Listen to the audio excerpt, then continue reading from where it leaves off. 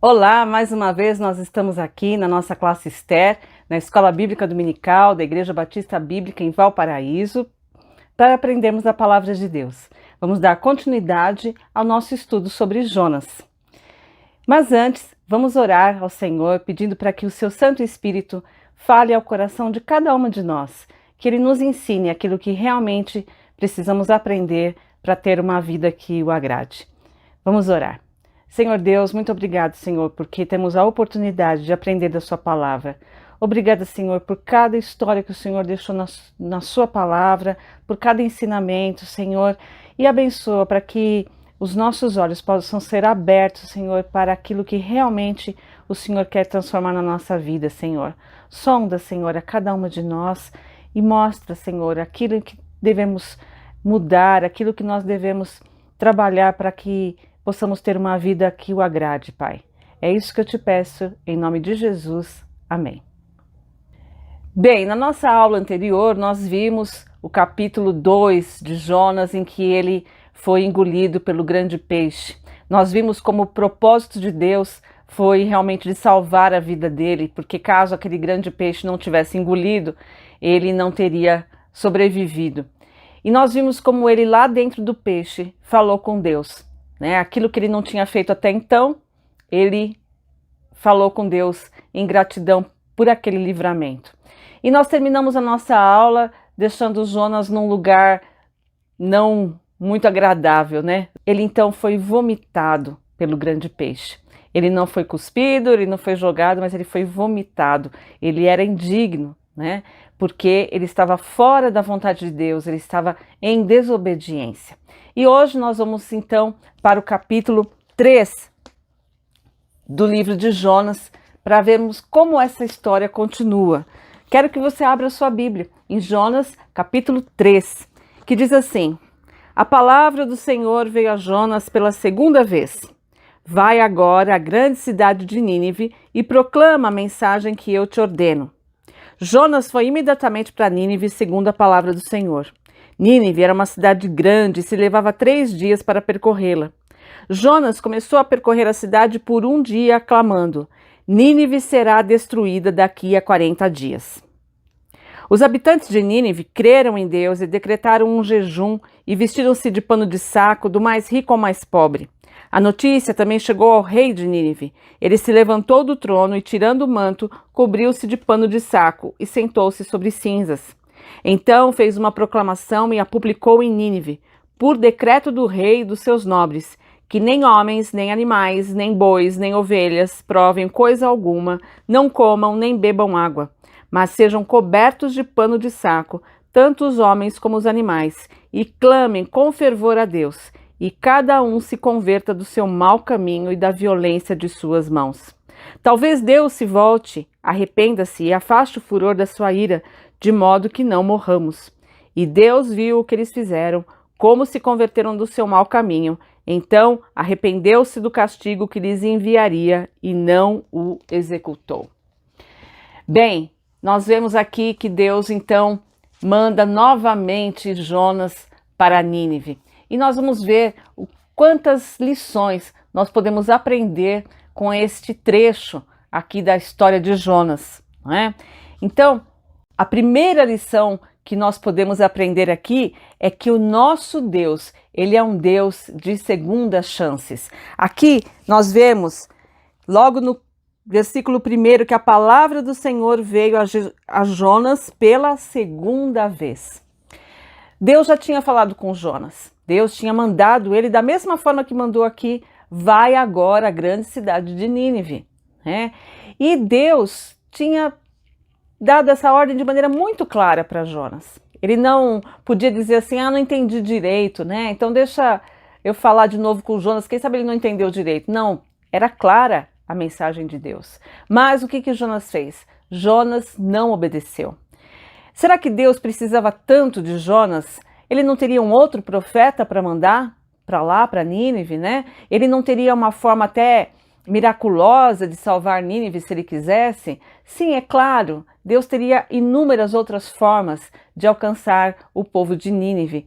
No entanto, ele queria usar Jonas. E por isso ele fala com Jonas pela segunda vez. Ele dá uma segunda chance a Jonas, ele propõe um recomeço a ele.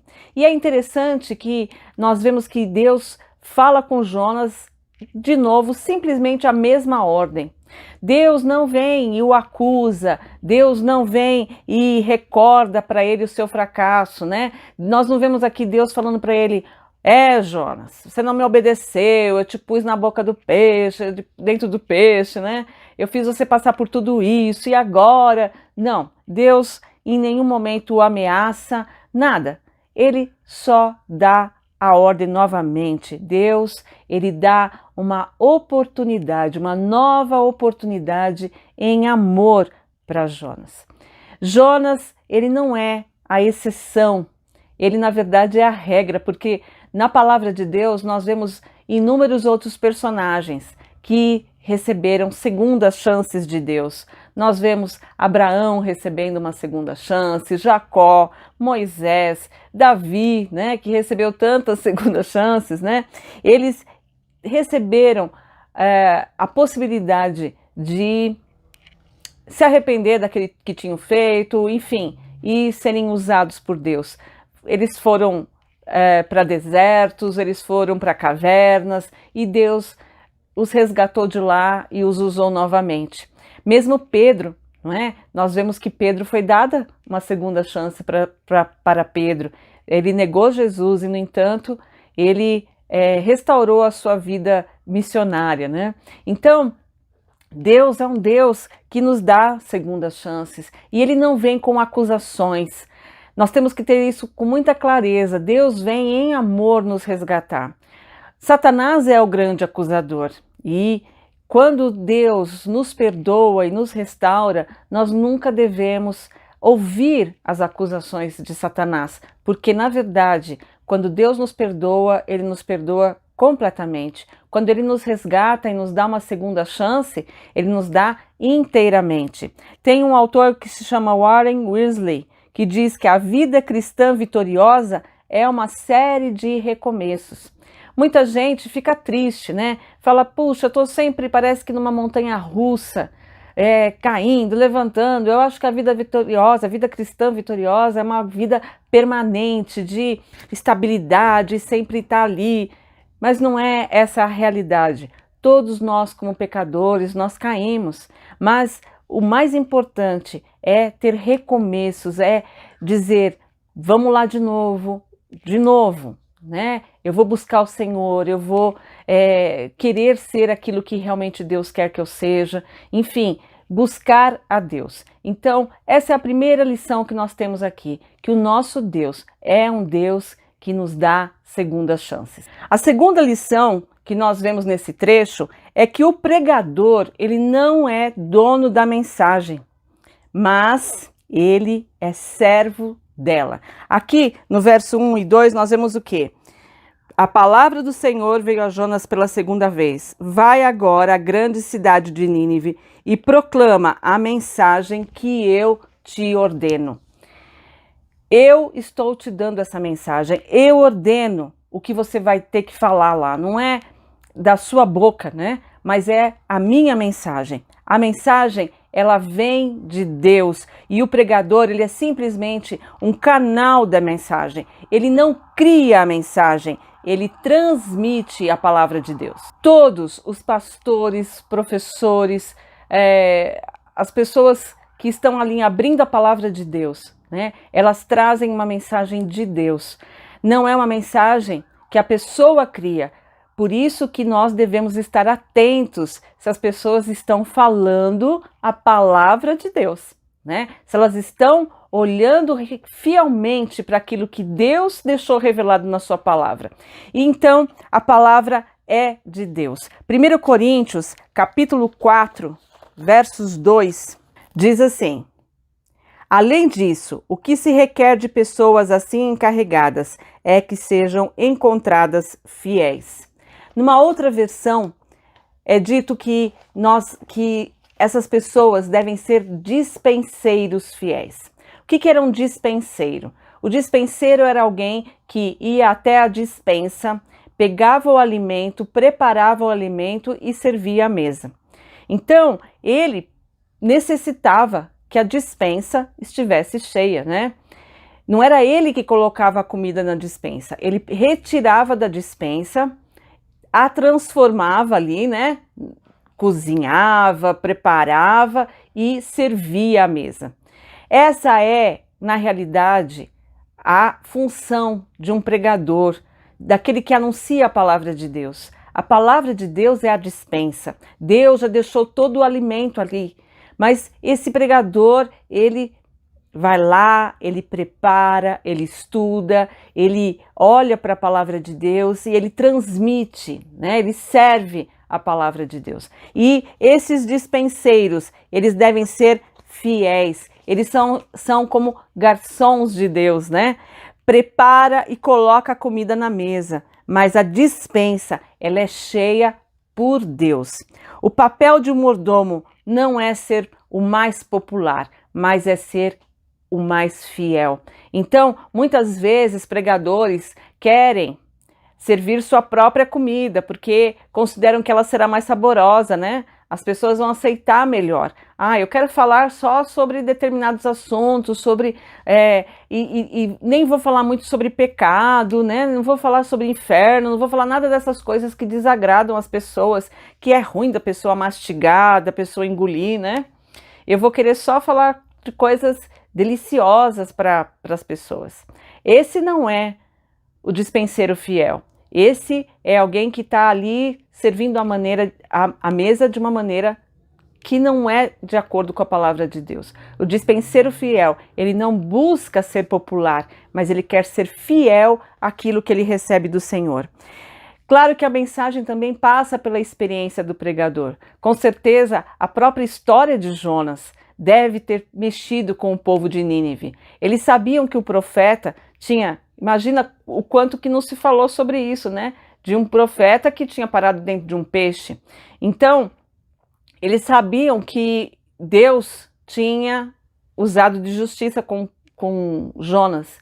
E isso, com certeza, também fez com que o próprio povo de Nínive visse que Deus agiria também com justiça com eles. Então, a mensagem não é do pregador, a mensagem é de Deus. E nós sabemos que Jonas, se ele pudesse, ele pregaria outra coisa para aquele povo, né?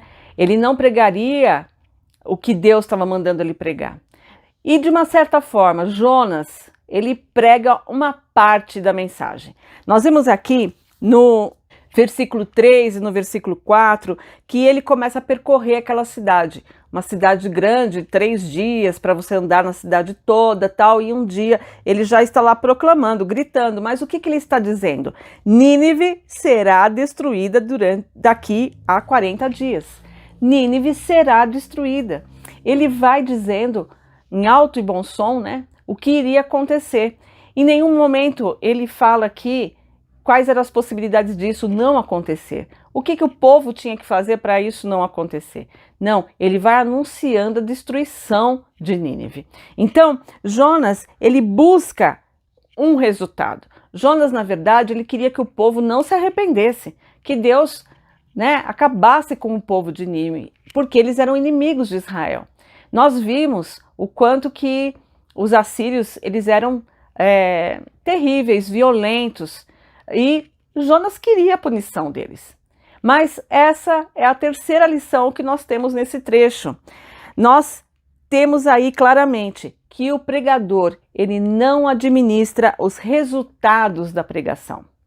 Isso para o bem e para o mal, né?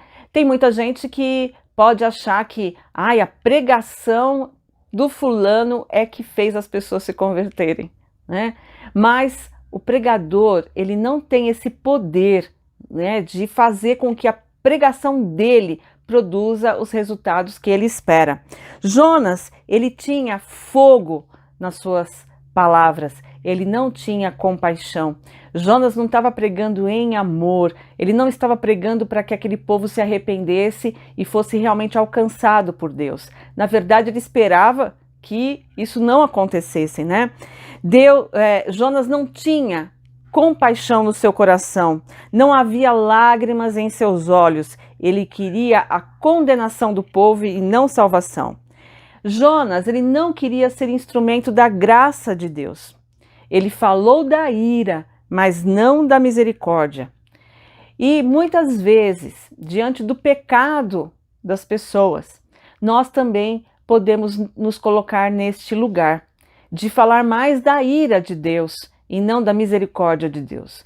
Nós, como anunciadores da palavra de Deus, como aqueles que devem proclamar realmente a Deus, nós devemos, sim, mostrar para as pessoas a realidade do pecado, mas falar da misericórdia de Deus. Às vezes, com pessoas perdidas, nós até somos mais amorosos, né? Mas como os nossos irmãos em Cristo, quando nós queremos, muitas vezes, exortar um irmão que a gente está vendo que está pecando, que está fazendo escolhas erradas, que não agradam a Deus, nós chegamos lá e falamos do quanto que a mão de Deus vai pesar, do quanto mais falamos mais da ira, sem amor e sem compaixão. Mas nós somos instrumentos da graça de Deus. Por isso nós anunciamos, sim, o pecado, anunciamos que aquilo pode não agradar a Deus, mas que existe uma saída, que o nosso Deus de amor está pronto a perdoar e a restaurar a vida de qualquer pessoa.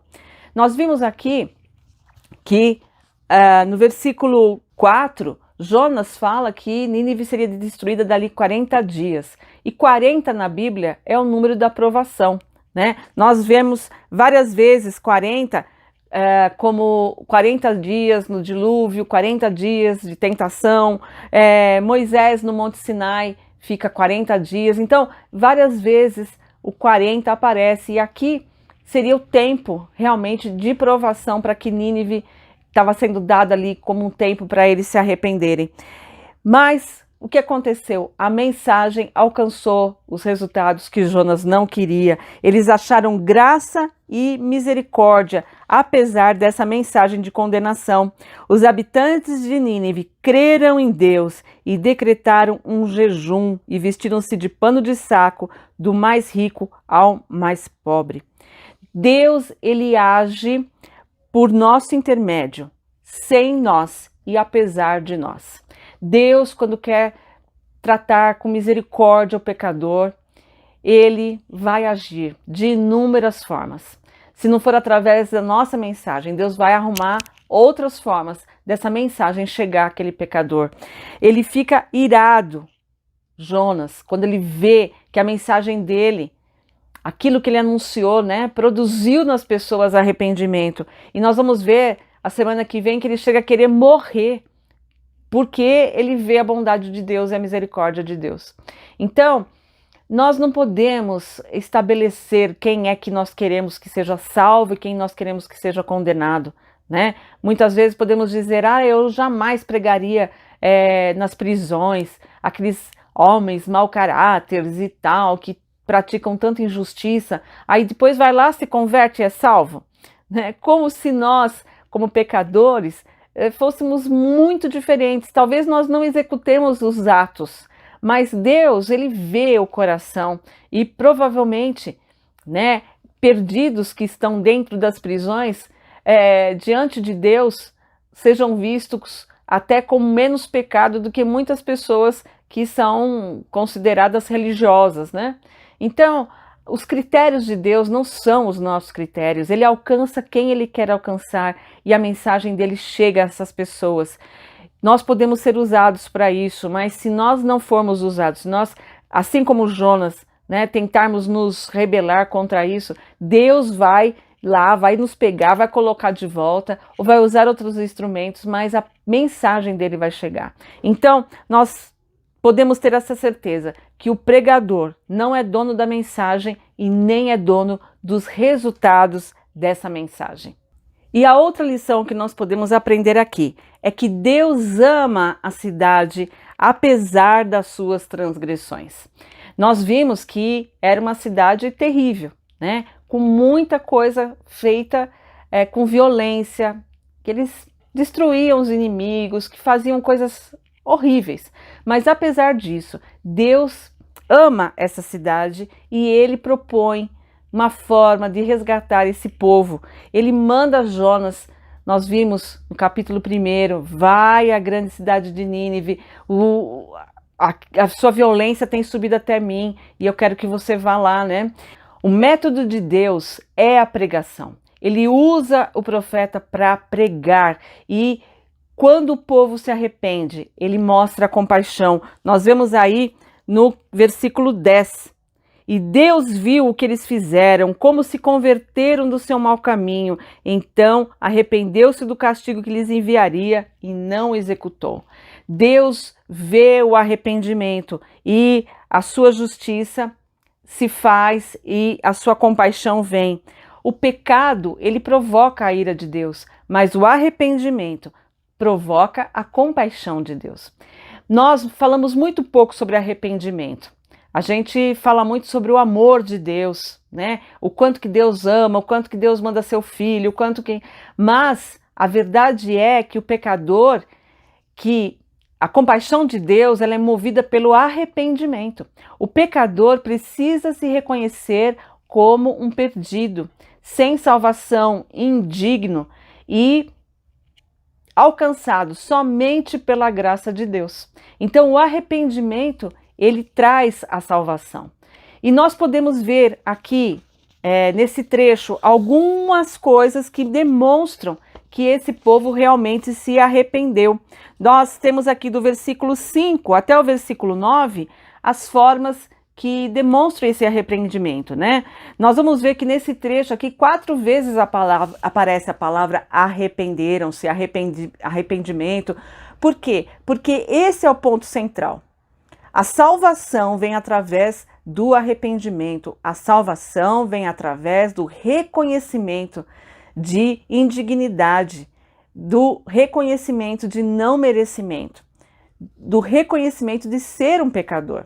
Por isso que quando nós anunciamos o Evangelho, nós precisamos cuidar para que nós não anunciemos só uma parte do Evangelho, né? Realmente, o Senhor é o Deus de amor e que tem um propósito de resgatar o homem e que na cruz o seu Filho Jesus pagou o preço pelos nossos pecados. Mas tem que reconhecer que é um pecador. Tem que reconhecer que por mais que faça obras, que seja bom, que seja uma pessoa boa, você estará perdido sem Jesus. Então, aqui, o povo de Nínive, eles demonstraram o arrependimento deles, um arrependimento sincero. Nós vemos aqui no versículo 5 que os habitantes de Nínive creram em Deus e decretaram um jejum e vestiram-se de pano de saco, do mais rico ao mais pobre. Naquela época, era muito comum isso, né? Se vestir de saco para demonstrar a tristeza profunda. Então, eles externaram com jejum e panos de saco. Todos se prostraram. Então, a prepotência, a arrogância foi embora. Eles estavam ali, né, acabados, olha, destruídos. A verdadeira conversão, ela é evidenciada pelo arrependimento. Nós podemos enxergar um pecador arrependido, né? Quando ele está realmente prostrado ao Senhor, reconhecendo que ele por ele mesmo não tem mérito algum para que Deus o salve. Então, eles se vestiram de saco, eles externaram realmente o seu arrependimento. A outra coisa que eles demonstraram é uma confiança profunda em Deus. Aqui diz que eles creram em Deus. O arrependimento nos afasta do pecado e a fé nos faz correr para Deus. O povo ninivita creu em Deus e imediatamente se humilhou. Quando a pessoa se arrepende, o seu coração vai buscar realmente a Deus, ela vai crer em Deus. Um pecador que se torna convicto da sua perdição sem Deus, ele vai buscar a Deus, né? Aquele que fica se achando digno, que se considera uma pessoa boa, ele não vai achar que tem necessidade de buscar a Deus. É quase como que se Deus estivesse buscando a ele para deixar o céu melhor, porque ele é tão bom, uma pessoa tão incrível, que é claro que ele vai morar no céu, né? Mas o pecador arrependido, ele busca a Deus, porque ele sabe que a única solução para fugir da perdição é realmente se entregar e reconhecer que é o sangue de Jesus, de forma graciosa, que vai realmente salvá-lo. Então, aqui os sinais da conversão é o arrependimento sincero e uma confiança profunda em Deus. Mas além disso, nós temos aqui no verso 8, dizendo assim: mas sejam cobertos de pano de saco, tanto os homens como os animais, e clamem com fervor a Deus. E cada um se converta do seu mau caminho e da violência de suas mãos.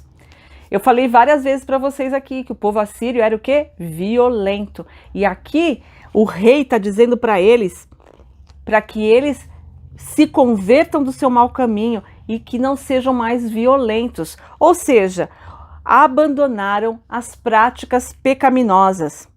Onde o pecado não é abandonado, não há evidência de conversão. Onde não há evidência de santificação, não há prova de conversão. Muitos hoje proclamam, né, que se converteram.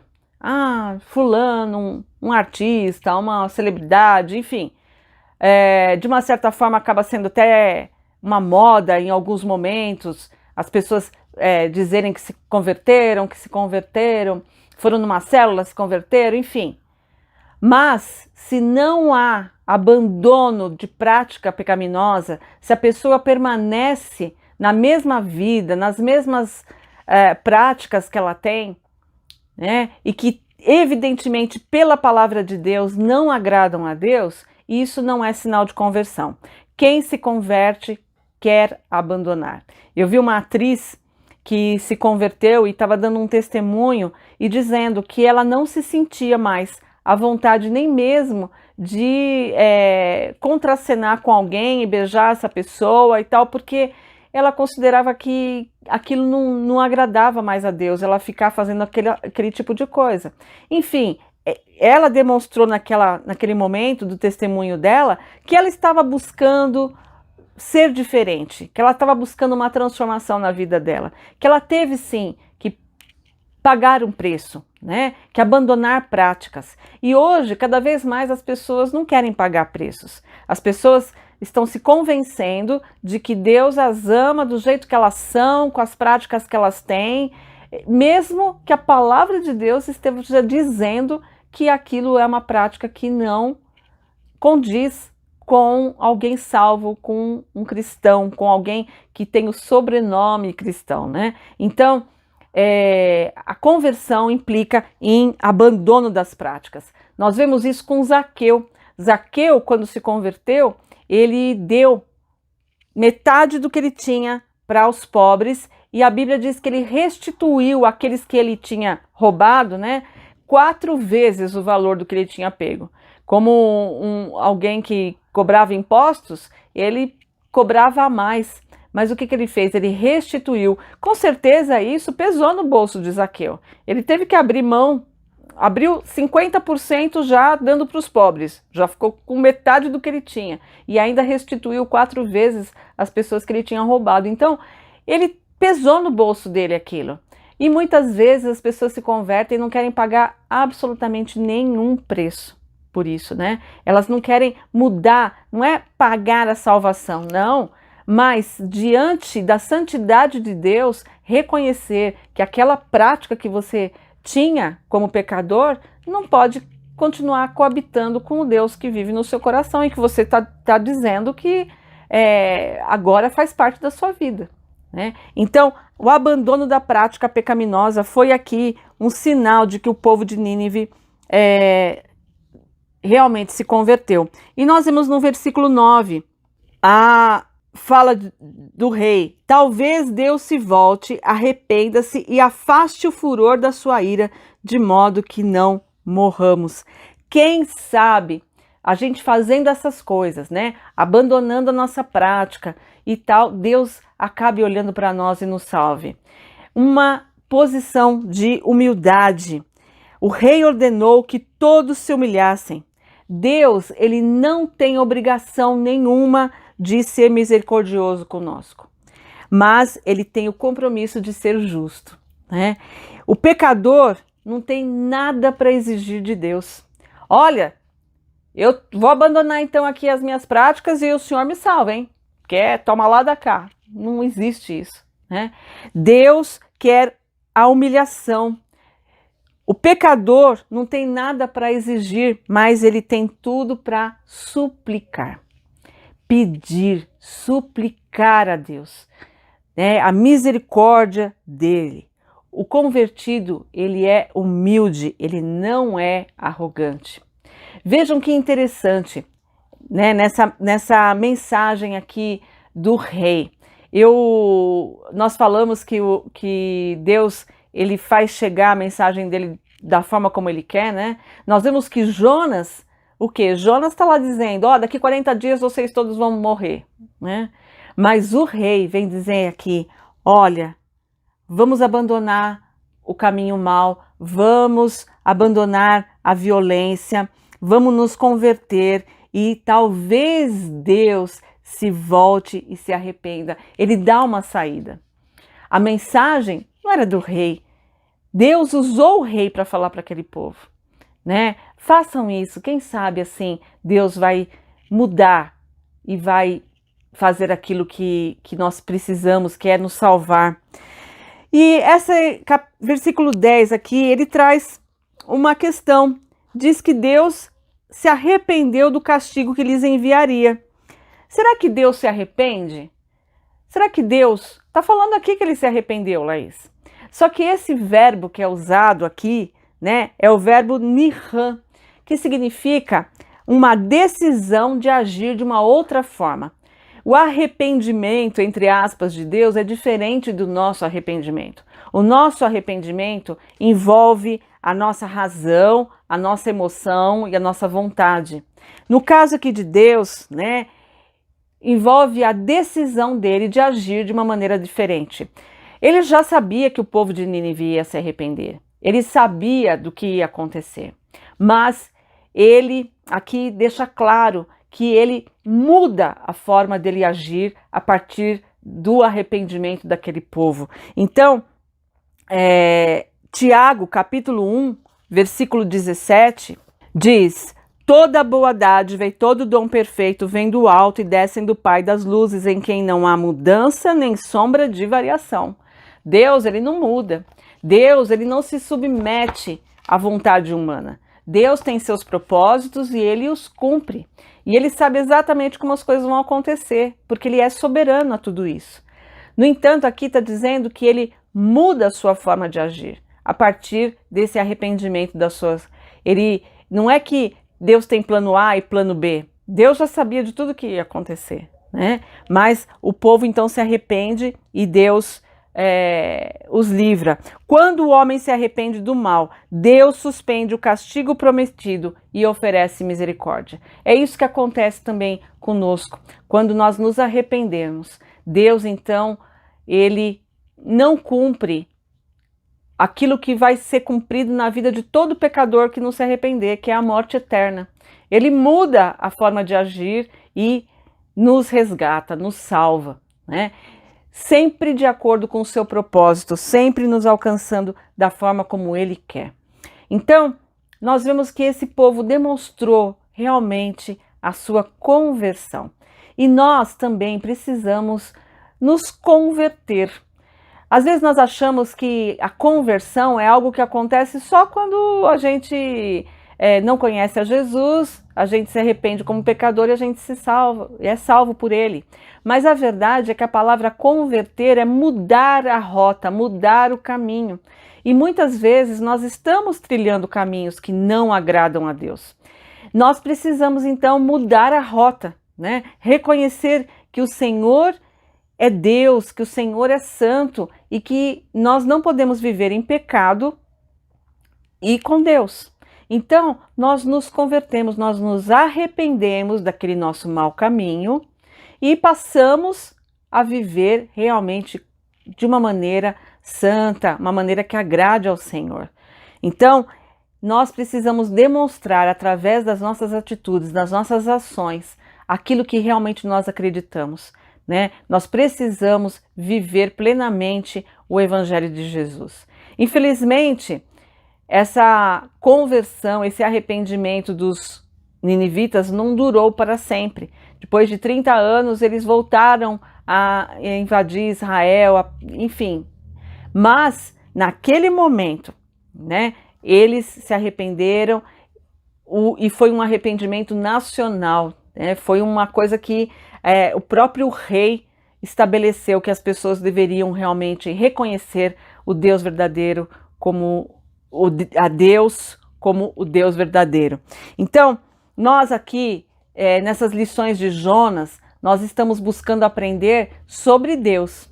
E hoje nós temos neste capítulo várias lições que nos fazem conhecer mais o nosso Deus. Nós vimos a primeira coisa, que Deus é um Deus que dá segundas chances.